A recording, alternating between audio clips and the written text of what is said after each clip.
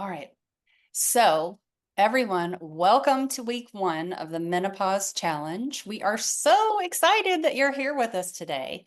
And in fact, today we are going to be unpacking how stress directly impacts your hormonal balance. And in particular, that hormonal imbalance will contribute to weight gain, the kind of spare tire around the belly kind of weight gain. And we're going to get into all of that. But first, I want to introduce you to my guest here, my lovely guest. Her name is Christine Butler, and she is a perimenopausal and menopausal health coach. So, Christine, welcome. Thank you. So happy to be here. I'm really excited that you are bringing this topic more abroad and putting it out there for women to resource this information. It's so important. And yes, I'm a health coach out of Atlanta, and my scope of practice used to be fairly broad, and I would try to attract all different kinds of clients, men, women, mothers, trying to heal children from different things. And it took me going through my own struggles with perimenopause and menopause to bring me kind of full circle. And I wanted to narrow my practice and try to reach more women who were embarking on this journey, and to try to hopefully get them ahead of it so that they weren't already finding themselves in the throes of issues and struggles. But I try to use a holistic approach with my clients. My practice is kind of looking at the whole body, taking a mind, body, spirit approach with people, because I feel like all of those facets of our life are really important if we're trying to heal anything or to mitigate any kind of issues. So I use a lot of meditation, medicinal qigong, breath work. I feel like those are important tools and resources to teach clients to have in their back pocket and to be able to use to get through all of this and to optimize wellness and to Yes, just we're looking for harmony and balance, right? To really feel our best. So I think those tools are important. totally. Totally. Well, thank you for telling us a little bit about your background. I know that you work with a lot of my patients, and they have seen tremendous value from their experiences with you. So it is, I think just having that partnership with you has been so helpful for everybody in our team. I appreciate you. Thank you.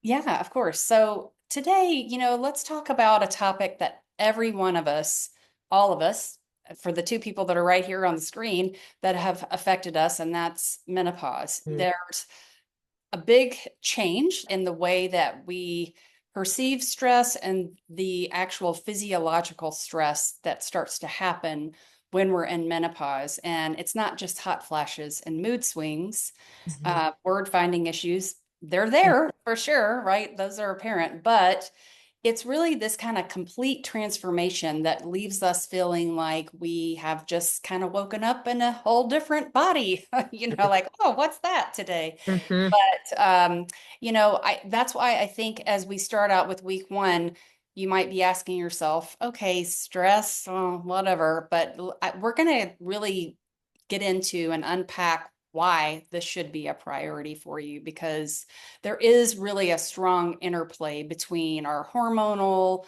our physical, and our emotional changes that are happening during menopause. And this is going to have a direct effect on metabolic health. And that metabolic health is definitely going to affect weight loss in particular. In terms of what we're dealing with, everyone's potentially always had not the perfect tummy, but a tummy that you're comfortable with. And then what we might see one day is more of like a doughy quality. And it's kind of a shock, when you first start to see it, because it's a shift in body composition.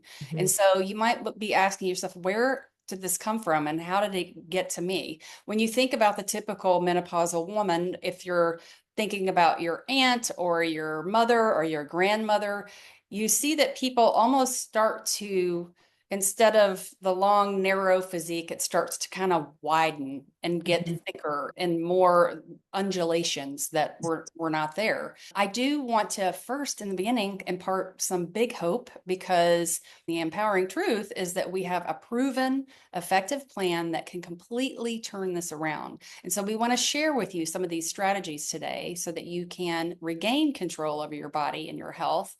And I don't know about you, but I'll take a tall order of that. Uh, Absolutely. right? So in this coming session, we're going to deep dive again into how these changes are happening. And most importantly, we're going to equip you with some new strategies to reclaim your body and your well-being. Let's talk about some stress Jump. mastery. Mhm. Okay. The first thing we want to get into are hormonal fluctuations and emotional instability.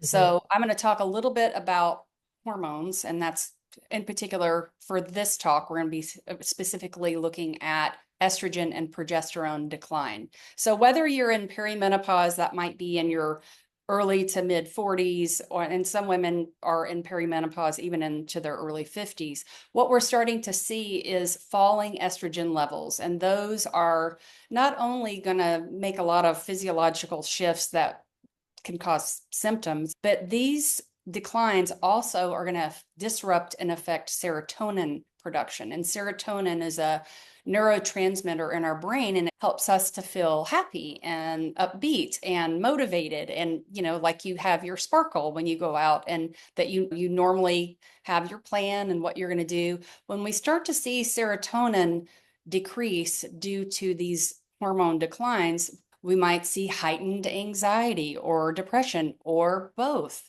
at the same time.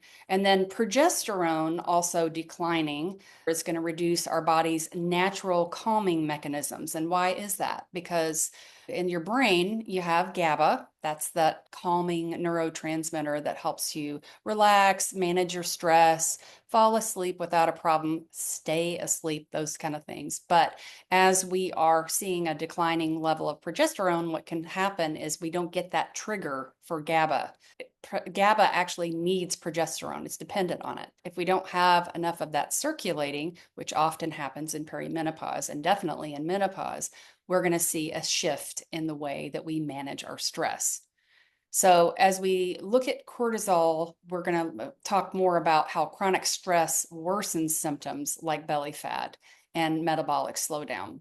First off, I want to talk a little bit about how menopause can contribute to weight gain in several ways. The way we manage our blood glucose, we need estrogen in order to do that. So, if we don't have estrogen, we start to become a higher risk for insulin resistance. It means that you take in a meal, maybe you have some bread or you have pasta, or maybe you don't. Maybe you're just having vegetables and a protein.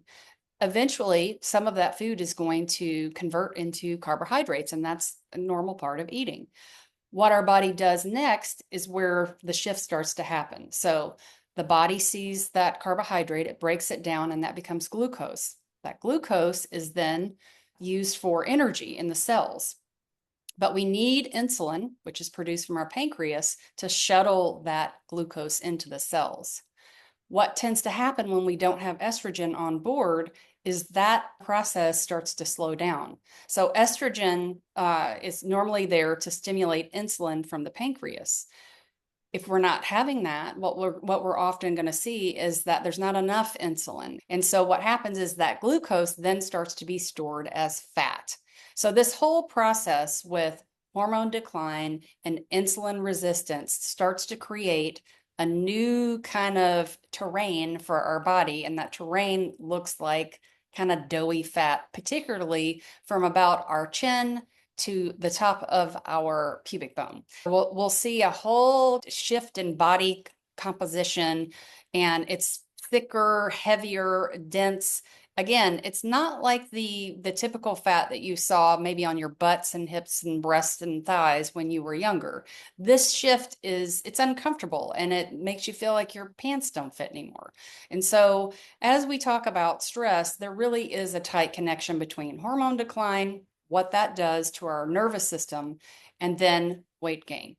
All right. So the next thing that we want to get into that I think is important to break down is something that Christine's going to talk about, and that's these physical symptoms that actually amplify stress. Can you tell us a little bit about that?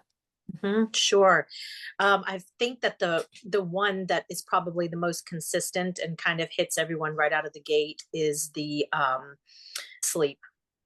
I think we start experiencing these sleep disruptions, and often it's hard to pinpoint. That's what in my case, I was having some sleep disturbances and even experiencing hot flashes. And I was just thinking I was simply hot. So it took me about 9 months before I realized what was happening. But these sleep disruptions are really just, I think, the tip of the ice, or not the tip of the iceberg, the beginning of the snowball. And then from there, things just get more complicated, because if we're not sleeping, then we're starting our day with our tank empty and we're waking up not feeling rested. And from there, it just creates this hamster wheel where we're searching for energy, searching for dopamine, searching for whatever we can to make us feel good and to be able to get through our day. So I feel like addressing sleep is one of the most important things that we can really address in the beginning of this journey and this exploration into perimenopause and menopause. And I think there are a lot of things that we can do to improve our sleep quality. Yeah, let's get into some of that sleep hygiene, because I think a lot of people think they know what it means to have a good plan for sleep, but there are some real specific things that many people I find are missing. So Mhm. a little bit about how you approach someone who is having insomnia if they're not on hormones. Let's start with Okay. your average person. Mhm. Well, I think that tech and considering EMFs is very important. And that's not something that is typically on the radar for most people, but they can be incredibly disruptive for our sleep. So, to create a very restful, peaceful sleep environment, it's important to unplug your router at night. If you don't want to unplug your router, then you could simply turn your phone on airplane mode.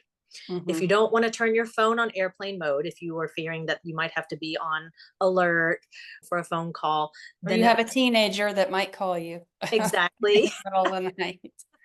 exactly, then at least try to put your phone across the room, because the phone is constantly emitting those electromagnetic frequencies, even when it is on airplane mode. And there is plenty of science to back up what it does to our body, to our physiology, when we are exposing ourselves to those EMFs. And our body heals and repairs at night, right? So that's when we're the most vulnerable to these EMFs. So it can really obstruct, I think, our healing, our cleansing, our lymphatic cleansing. Our brain cleanses itself at night, the glymphatic system. So I think all of these things can be slowed down or perhaps completely obstructed if we're not really creating this. Definitely, yeah, definitely interfered with. I agree. So I think that's a great place to start. Um, Also, maybe trying to, this is very challenging for some people, but trying to curtail our screen time within 2 to 3 hours of our sleep. And Mm. if we cannot do that, if we do need to be on our computer working or on our phone, at least to make sure that our blue light filters are turned on, or Mhm. that we're wearing blue light readers, because that exposure to that blue light can also impact our melatonin production that we need in order to have restorative deep sleep.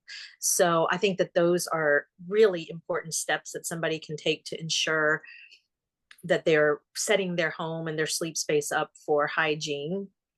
Also, not drinking caffeine or anything stimulating in the evening time, and starting to move into, just sort of think of shifting down, right? We're moving into the evening, starting to kind of get low and slow and doing things that are less stimulating. How And about a spy movie, or a horror yeah, movie a not, couple before don't bed? want to watch any Bourne or any Marvel movies, or binge watch any kind of Netflix, anything that's going to ramp up that adrenaline in your body. I think people don't often realize what kind of reactions we have when we are watching action, adventure, drama, that sort of thing. So if you are going to watch any kind of TV, yeah, I would suggest a something very Um, relaxing and calm, but even avoiding tech altogether if possible, and shifting into listening to quiet music. mhm. Lights, that's another thing. LED lights omit such bright, that bright light from LEDs are another thing that inhibit and impact our melatonin production. So when we can get dim lights, more candles, that actually candlelight even supports our nervous system. So if we've had a stressful day, looking at a candle or a lit fire is very calming and soothing, and can absolutely support nervous system regulation. And so I love all of that. I mean, we know that candlelight and low lights feel good, but I don't, again, think people realize that it really can impact us physiologically. Mm-hmm. Oh, My I agree. Yeah. I we struggle with that. He wants every LED light on at night in the house, and I run behind him flipping every light down. I've got my blue light glasses Yeah. on. But piggybacking onto that, women, we are more sensitive than men. So I think that our bodies suffer from those things more than men. So Mm-hmm. he doesn't realize that that could really make or break how my night's sleep is going to be. Yeah, absolutely. I agree. But I also really like to get into some sort of a rhythm or routine. I don't know about you, but I always either bathe or shower or sauna, something that kind of warms my body up at night a couple hours before, because that heating of the body is really comforting, number one. And then number two, once you heat your body up like that, the body works to cool itself down at a faster rate. And Mhm. then, as we know, our body temperature is a little bit lower while we're sleeping. So this kind of facilitates that even faster. Mhm. That's a great tip. Yeah, if every woman could make time or to take a bath like that at night, I think that that would be a really important support for their body. And then magnesium, adding Epsom salts, things like that that help to take the relaxation even a step deeper. And if you don't have time to take a bath, magnesium lotions and oils, things that you can spray on the body before bed, again, that help to kind of create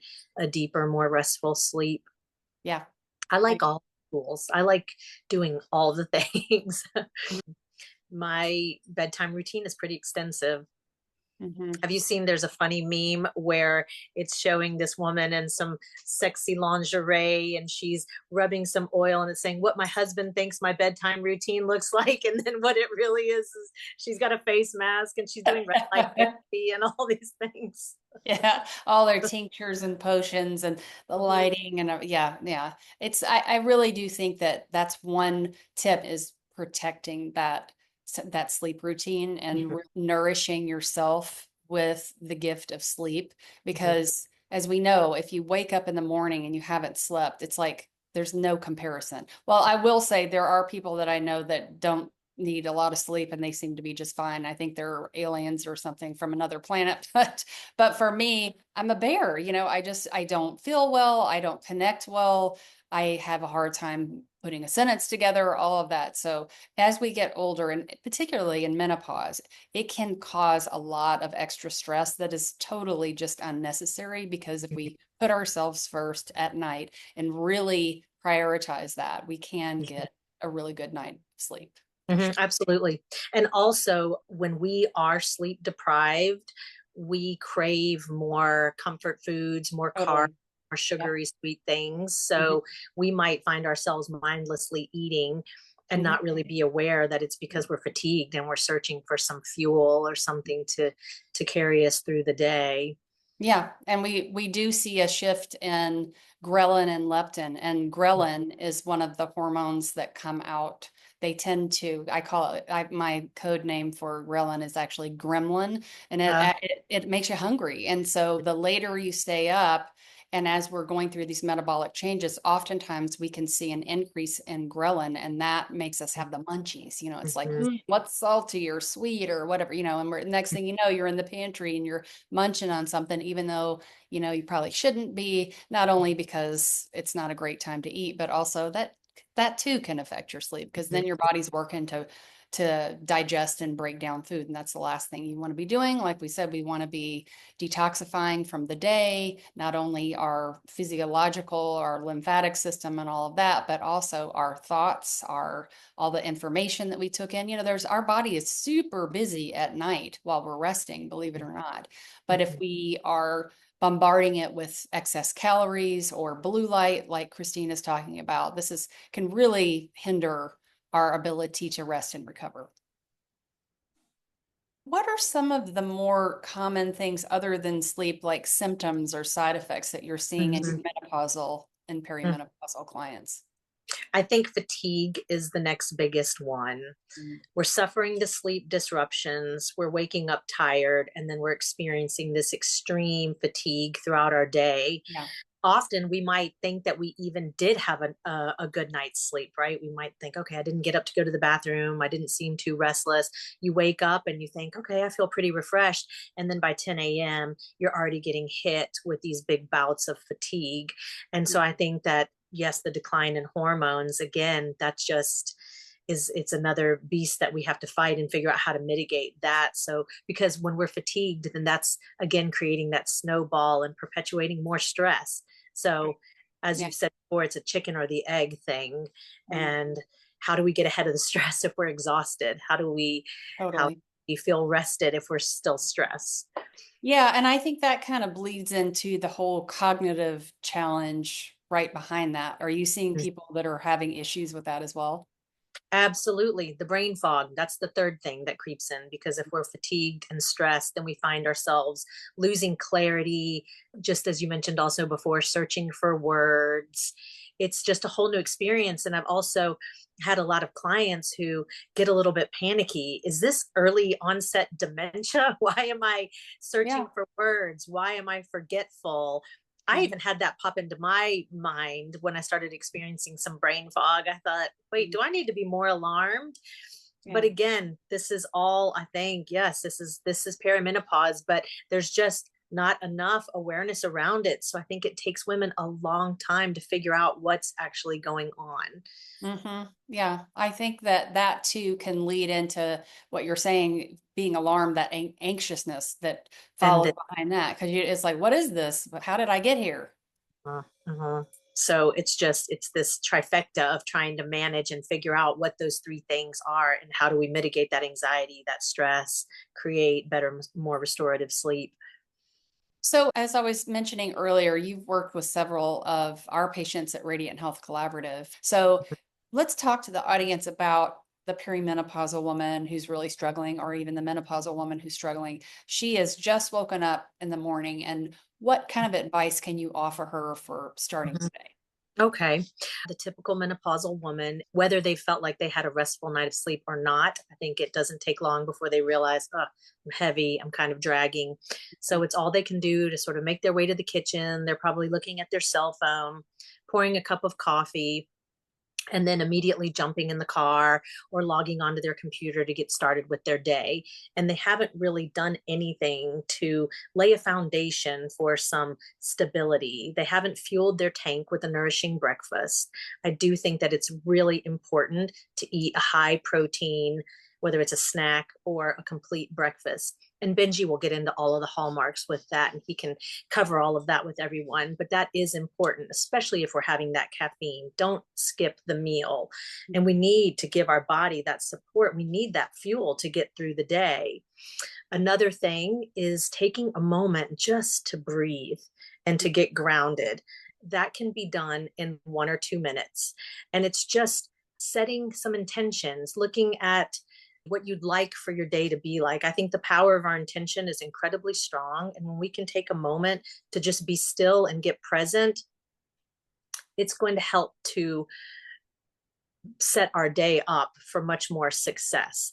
But wait So a minute, I have a question for you. What if like you're busy and you've got to run out the door and you say, I can't sit in silence for a couple of minutes? What is there, do you have any other recommendations? How could a woman do that?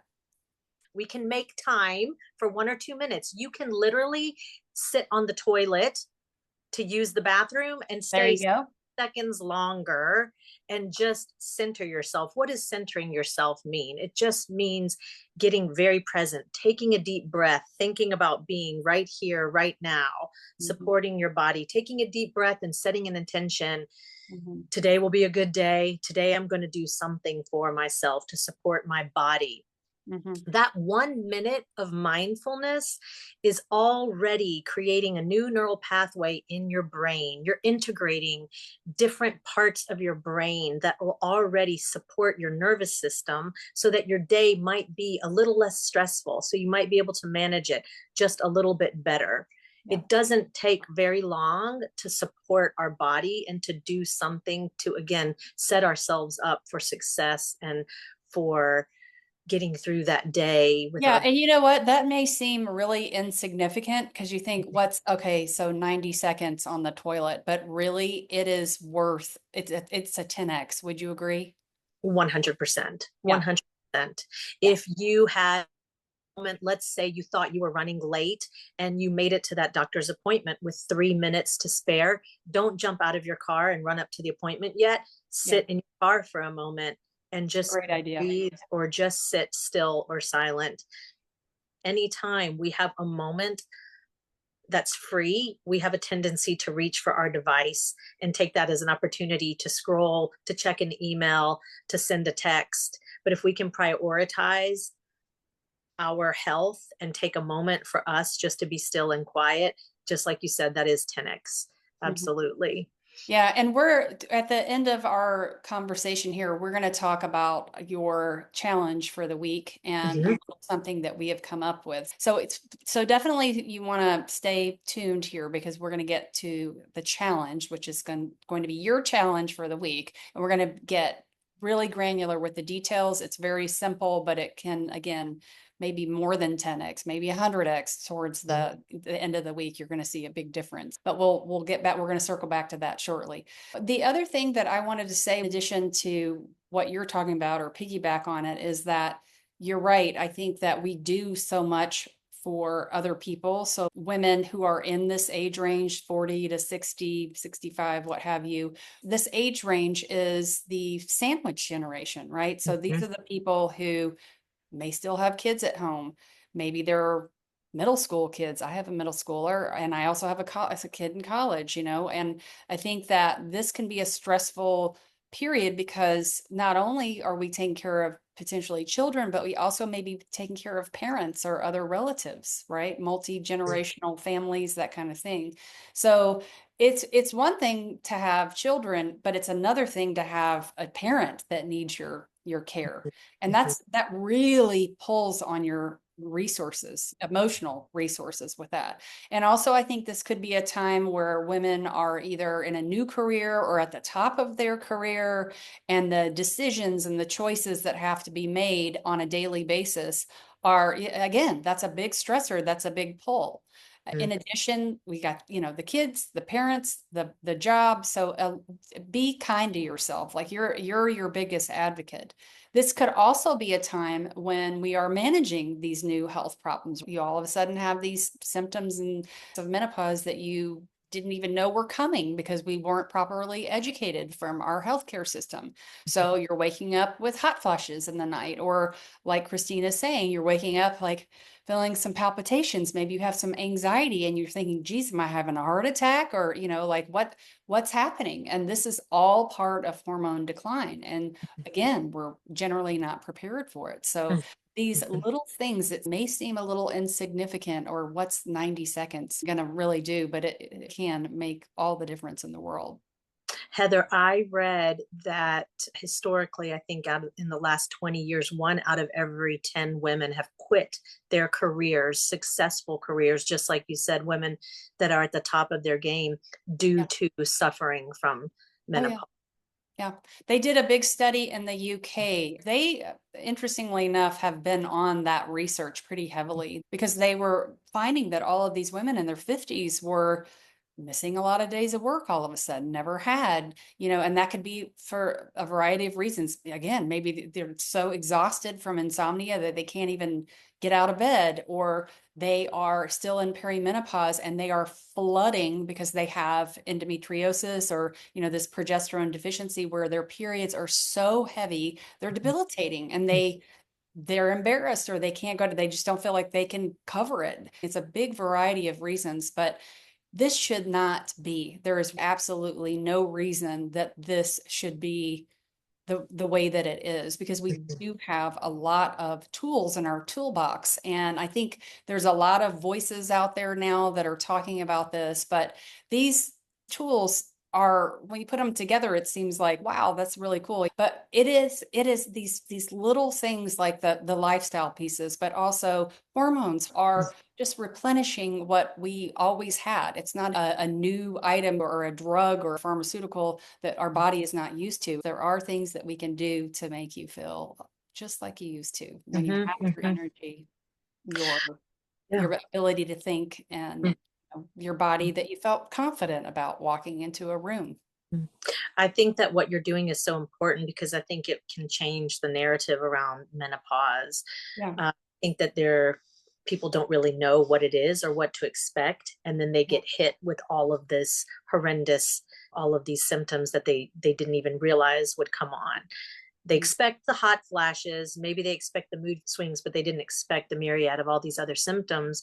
But I Mhm. think with this kind of education, and whether you choose hormone support, also using these other things that you're teaching, diet and supplemental modalities, you Movement. can Yeah. really look at menopause as a beautiful era of transition and renewal. Yeah. And Just we think about it. We are at this point, we are the smartest we have ever been. We are the we wisest we've ever been, we've right? ever been, and there's so much inner wisdom that I think that we can use for ourselves, and then also to teach, other women, younger women, our daughters, our grandchildren, whoever it might be, and to shift it into, it doesn't have to be this dreaded uh, decline and degenerating thing. We can learn how to support ourselves and Right. Don't be afraid of talking to a provider, hopefully a well-trained bioidentical hormone provider about your options. Because, if we look back 100, 150 years ago, women didn't live past 45 or 50 years old. So it wasn't part of the conversation. But with Mhm, technology and medicine and all of the upgrades in our medical world, we mhm, have these new tools that we can use that are just essentially putting back what is no longer there. We should use this time of wisdom and experience to impart our knowledge with others, and mhm, to uplift people. But mhm, if you're shrouded in feeling terrible, you don't have the ability to do that. And basically, it's been stolen from you. So, mhm, what I'm suggesting is at least have a conversation with mhm, someone about what your options are, who knows what they're doing. Because I'm going to, go in a little bit now into something called the cortisol steal. So, we are laying the case for what this stressful day looks like, and the common day in a menopausal or perimenopausal woman. But I mhm, want to talk again about some of the closer, more granular physiology of what exactly is happening. So, as Christine talked about, we've set up this kind of stress loop, right? Not sleeping so well. Some, not everyone has insomnia, but many people do. Or maybe they just don't rest as well. And then you're waking up with that kind of fatigue. And then that fatigue sets you up for this less resilience, right? That causes cortisol to rise. Cortisol rise also puts us at a higher risk for insulin resistance, which we talked about is very intimately intertwined with this kind of visceral fat, this belly fat that no one likes to look at, but it's also metabolically active. And that's not something that we want to have around our bellies. Again, not only because it's unsightly, but also because it puts us at risk for other kind of chronic diseases. And so when we think about what progesterone does, it helps with our bones. Even it helps to facilitate GABA in the brain, but it also is there as a secondary source from our adrenal glands. So as our ovaries are going into retirement and we're no longer producing that, because we produce our progesterone specifically when we ovulate. So once we ovulate and when that little egg is gone, the corpus luteum will then start producing progesterone. And that progesterone is what facilitates all these wonderful activities. But when we don't have that, that's when we start to suffer. And that can look like anxiety, depression, insomnia, that sort of thing. As we are dealing with this stress and our cortisol is rising, the only bit of progesterone that's being produced is now moved from the ovary because we're in menopause. So it's now being produced in the adrenal glands of all places, right? But what happens when we're really stressed out and our cortisol is jacked up?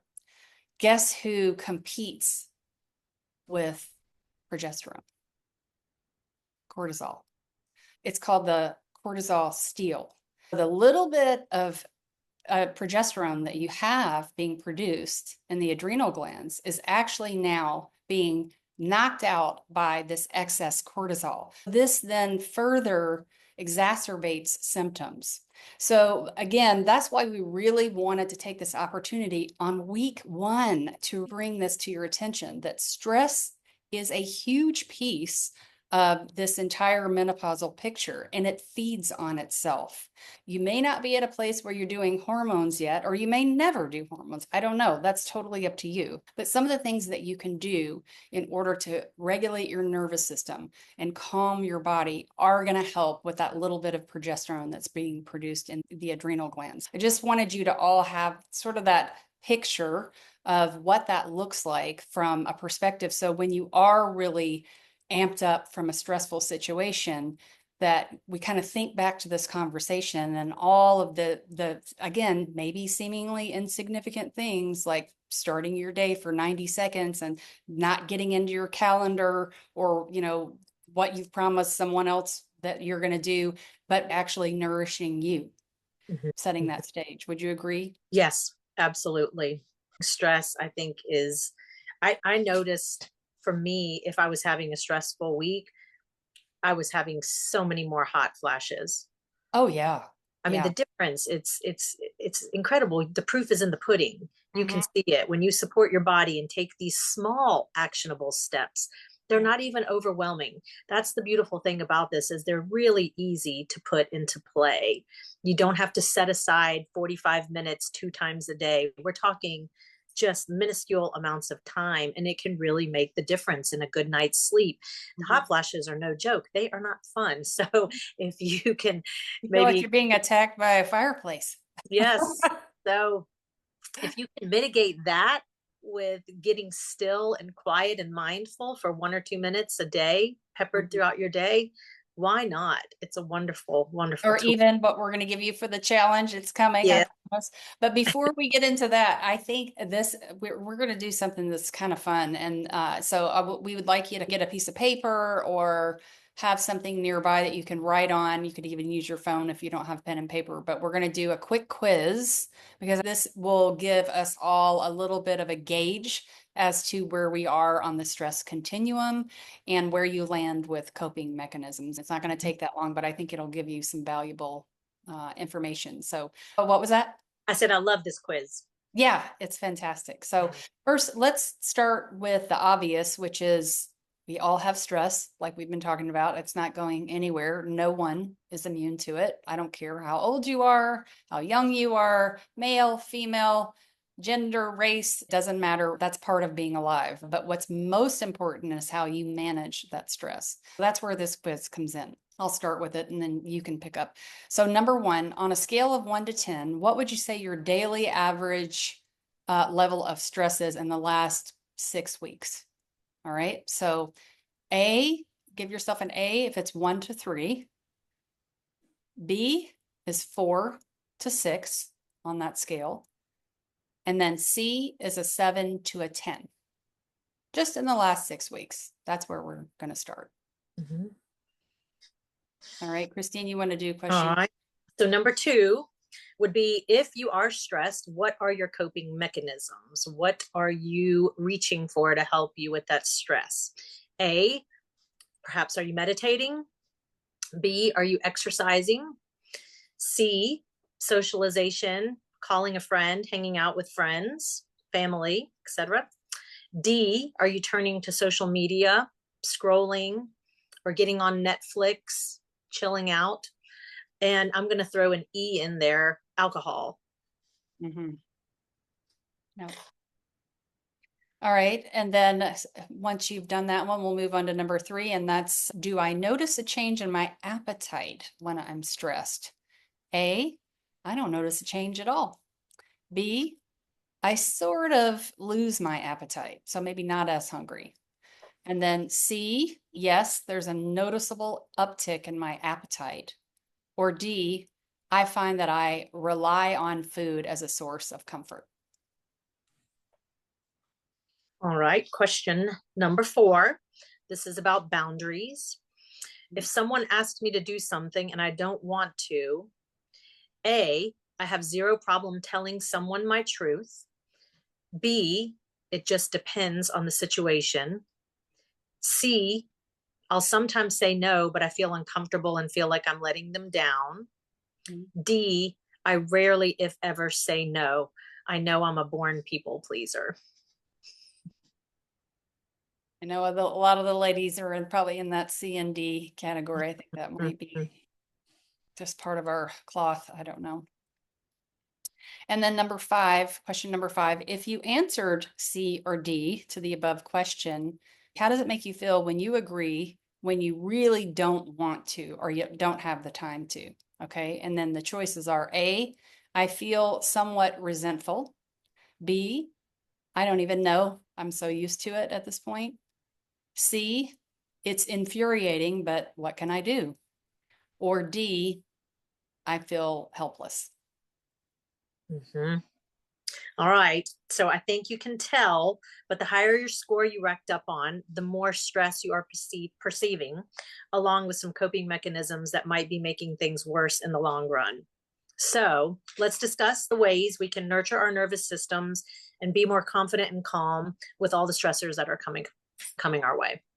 Yeah. Okay. So with your quiz in mind, let's reflect on it and let's get practical. So Christine, before we get to our challenge, what are some of your top 3 to 4 immediate tools women can use today to interrupt their stress cycle? Mhm. Breath work, Okay. number one. I feel like breath work, absolutely. Quick, easy, and can be done anywhere. Mm-hmm. A circadian medicine, getting outside, exposing ourselves to the different cycles of nature, getting bare feet on the ground, hands in the dirt, whatever that might be, forest bathing, brisk walk. If you live in a city, just at least get outside, look up at the sky. Mm-hmm. Number three, saying the word change. Again, going back to, we mentioned earlier, intention, the power of our intention. Our words are powerful. So say the word change. Think Mm-hmm. of a loved one and open your heart. Yeah. When we can really channel opening our heart and matching our heart space with what it is that we're thinking, that creates coherence. Yeah. And the beautiful, fascinating tip or piece of information that I learned, when we do that, we're manufacturing DHEA in our body when we're creating that heart coherence. Mm-hmm. So we've got that beautiful pharmacy inside of our body. Mm-hmm. Number four, considering what lights you up. Dancing, singing, listening to music, getting playful. Mm-hmm. Movement, dance is huge. It's a great nervous system regulator. It So, really is. Yeah. And the other thing is, I think when we have that pent up stress, mhm, when we think about animals and nature, even if you have like a gazelle mhm, that is being chased by a tiger mhm, and their life is like this close from mhm, being taken, you'll see them 5 minutes later with their group and they're fine. They're drinking water or they're chewing on grass or whatever. They have regulated and they found a way to do that by shaking. sure. So yeah, that's such a, I mean, whether you do it through dance and, having fun, or you literally shake, Mhm, you shake off that energy because mhm, that's exactly what it is. It's like this mhm, kind of toxic energy from a stressful event, whether it's somebody cutting you off on a highway in a car, or somebody says something to you that's nasty or rude, or you're in an argument with your spouse, whatever the case may be, there mhm. is like a trapped energy in a way. And if you can shake off that energy, you're like way ahead of the game. Absolutely, because we usually just stuff it away and keep on trucking. So, yes, shaking it. My neighbors think I'm a quack because I go in the backyard and I look like a crazy woman, but it releases so much tension too. I just want Yes. to mention that, exercise is a great tension reliever, yes, but when we let our body loose and shake like that, you are releasing tension out of every muscle in your body. So it's really the most thorough way to get all of that out. So, Totally. Yeah. mm, But those are some good tips. So hopefully some of the things have resonated with you. I would make a couple of notes or what have you. Those are like the acute, here's how you address that in the moment. But then the whole other piece to this, and this is why we're doing this challenge, is we want to lay some foundational groundwork. and make you more resilient so that when you do come to those acute situations, yes, you have a tool that you can use in the moment, but you also have maybe some built up resilience because you Mhm. have a daily plan in place Mhm. that is kind of like making your muscles of resilience bigger, Mhm. right? Mhm. And so that's what week one challenge is about. But Christine, can you start us off with the steps of the Mhm. challenge for the week? Sure, gladly. The first step is breath work, diaphragmatic breath work. Mhm. There are many different forms of breath work out there. A lot of people, probably hear about them all, but it's really simple. The most important thing with breath is, again, just getting still and focusing on yourself, being very present. I really think it's important and kind of takes the exercise a step deeper if we just put our hand on our heart and one hand on our belly. This is already creating a sensation in our body of safety, because if we were in some kind of imminent danger or overwhelm, we wouldn't be sitting here with our hand over our heart and our belly. So that's already kind of telling our body to turn off some of the stress responses. And then just start to slowly inhale through your nose, slowly on a count of 4. Just focus on your breath and how the breath feels coming in through your nostrils. And then you want to slowly exhale with an 8 count. And it doesn't really matter what the actual count is on the inhale and the exhale, as long as the inhale is shorter and the exhale is nice and long and slow. So breathe in, count of 4, and then exhale for a slow count of 8.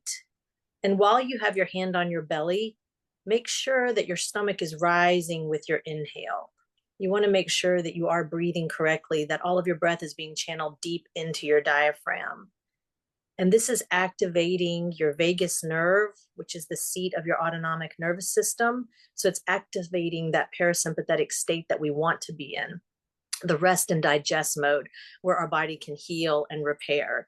And just doing that for 1 or 2 minutes is supporting your body greatly. Yeah. And it just puts a smile on your face, just doing it just that minute, minute and a half. It, It's so calming, right? it really does. It's such a simple tool. I think that it's hard for people to conceptualize how much the effect and the impact is for us, but it is, it's wonderful. Um, the cortisol levels will reduce, Mhm. everything will just turn into a more relaxed state. And we're going to send a link with a longer version than the one that we're demoing here today. It'll just be your private Idaho. You click it on anytime you need it. If you would like to have a guide with you, and you may get to the point where you don't even need that, want that, what have you. Everybody's different and variable. I tend to like a guide sometimes, but if you're in your car and you don't have anything with you, or you're in a waiting room and you're trying to get quiet, you can do it on your own, but the practice of doing it will help a ton. So Absolutely. um, and then when we talk about, when we think about what the science is behind this, the deep diaphragmatic breathing is actually, as Christine said, we're stimulating the vagus nerve. That is that key component to our parasympathetic nervous system. And that's why this works. And it counteracts that fight or flight when we get stressed. Mhm. So we're really promoting relaxation, and we're Mhm. lowering our heart rate, and we're again reducing cortisol levels, which is going to have that universal effect in the body. So it's just a beautiful, quick thing that we can do. And then the next thing that is step 2 for the challenge is something called 3 minutes of bubble journaling. What that looks like, it's not just writing random thoughts. You're actually going to write down 3 positive things that happened for you that day. If you're doing this in the morning, then it's 3 things that happened the day before. And they can be big things or they can be tiny things. It doesn't matter. Just 3 separate things that you are grateful for. And then once you identify those, then the next step is you're going to look at 3 things that were challenges for you, or maybe they triggered you, that guy in the car that cut you off that I've mentioned 3 times. But right. So you're going to write down 3 things that maybe triggered you, and that's getting it out on a piece of paper. Mhm. And then the last entry is actually optional, but we'd like you to, at least for a few days, write down something that you're going to boundary this week, like set a boundary for this week. This can be the same thing all 7 days, or it could be a new boundary every single day. For example, I am going to say no at least once this week to something that I don't want to do. And this can be like I'm going to say no to one thing that is a low stakes thing. It doesn't have to be crazy, big, but just try it. Like step just a teeny bit out of your comfort zone and journal that. Again, that third one is optional, but I think the most important things are writing the 3 gratitude pieces and the 3 pieces that are maybe more challenging or triggers, that sort of thing. And then again, with the science, we're cultivating gratitude. We're having awareness around what's going on for us every single day. And then we've all seen these studies on gratitude. It's like exercise, like there's nothing, you can't find anything wrong with gratitude. It only empowers you and makes you feel better about your life, no matter what's going on. There are cancer patients that gratitude journal and they feel significantly better. So not that menopause is nothing, but you have to put things in perspective, right? So, and then what's the next thing there, Christine? So the next thing would be visualization. Imagine what your goals are or what your desires are and start to try to visualize that as if it's already happening. I think that visualization is an incredibly powerful tool. And one of the important factors with visualization is to try to cultivate that feeling in your heart of what that would feel like when you're imagining a healthy, strong you, or whatever it is, again, that we're trying to call in. Really tap into your heart space and imagine, oh, what does that feel like? That feels so good. And when we can really channel that energy in our heart space and create that feeling, I feel like it bridges that gap between the heart and the mind, and it puts out just a much stronger potential to manifest that. Absolutely. So visualize what you're seeking, what you're searching for with a loving, open heart space, and imagine what that would feel like and start to live it as if it's already happening. Mm-hmm. Yeah. And there's also science behind this that visualization activates these same neural pathways in our brain as if we were experiencing it for real. So the first time you do it, it may feel like, oh my goodness, like you're faking your way through something. But honestly, once you get it down, you create oxytocin, which is kind of like the love hormone. You increase your serotonin, you upgrade your immune system. I mean, this is amazing. And you call in those events. For example, you could start with something simple, like let's say you have a teenager and maybe they're a little cranky at dinner. You could just simply stop and use your visualization for the day. Like, we're going to have a really good dinner.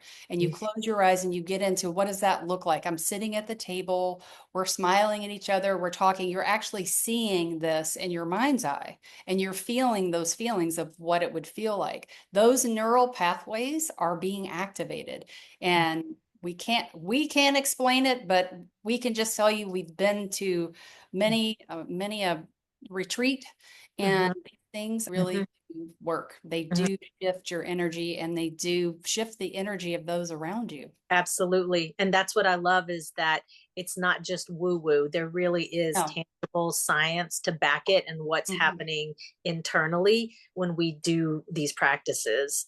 And Yeah, how bad could it be to try to cultivate some, you something know, positive. something Right. positive? Yeah. What you'll find is that you're actually increasing your own motivation, like your intrinsic motivation, because you've seen this every single day, even if it's a few minutes, you've seen it. So you're enhancing your creativity, your goal setting gets amplified, and you're creating a stronger sense of purpose in your life. Absolutely. Absolutely. It's rebuilding a really strong foundation, I feel like. Hmm.